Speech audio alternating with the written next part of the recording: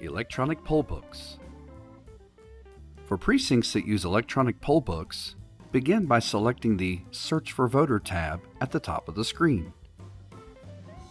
Type the first 3 letters of the voter's last name in the last name field, the first couple of letters of the voter's first name in the first name field, and the voter's date of birth.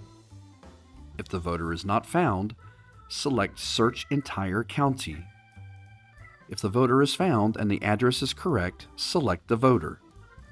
If the address is different than the one listed, call the county clerk to determine the correct precinct for the voter. Once the voter is found in the poll book, select their name to bring up the voter record screen. Carefully examine the voter's ID to ensure that it is valid and matches what is in the poll book. Some county clerks may instruct their poll workers to use an optional feature of the ES&S Express poll books that allows the voter to scan their state-issued ID card to pull up their registration. If the ePoll book scanner fails to read the barcode on the voter's ID, simply look the voter up using their last name, first name, and date of birth as previously covered. If the voter has moved addresses without updating their registration, their address may be incorrect in the poll book. If the voter is in the poll book, but their name or address is incorrect, contact the clerk's office to check if they are in the proper precinct.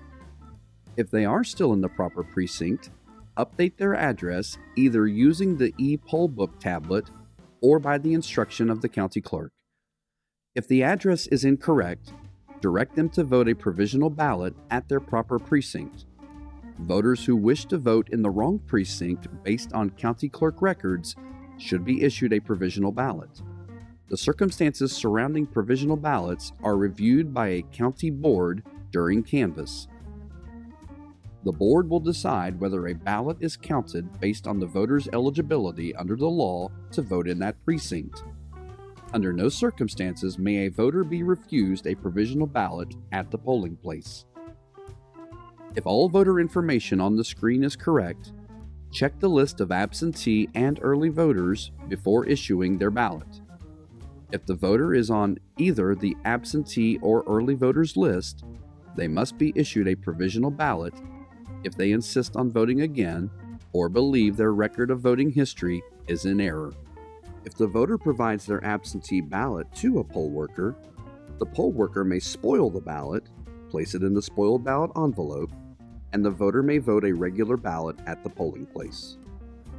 In primary elections, those registered as independent or non-affiliated voters may vote the nonpartisan ballot, or they may request to vote a ballot of a recognized party who chooses to provide this option.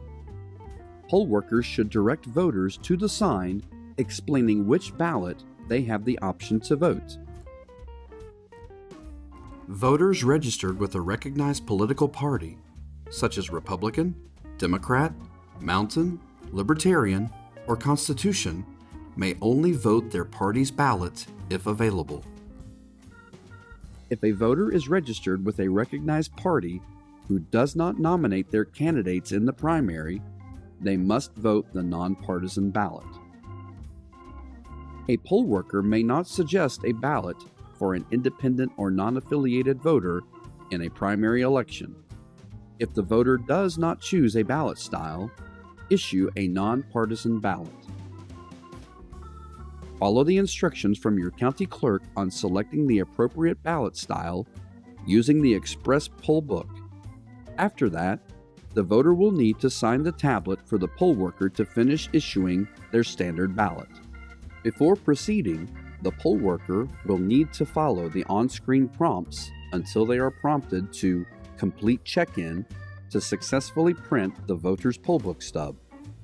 If the precinct is using the optional Express Vote Validator printer, an activated Express Vote ballot that contains the voter's ballot style information will be printed before the poll book stub. After the poll book stub has been printed, a poll worker will write the ballot number on the poll book stub and have 2 poll workers of different political parties sign the back of the ballot.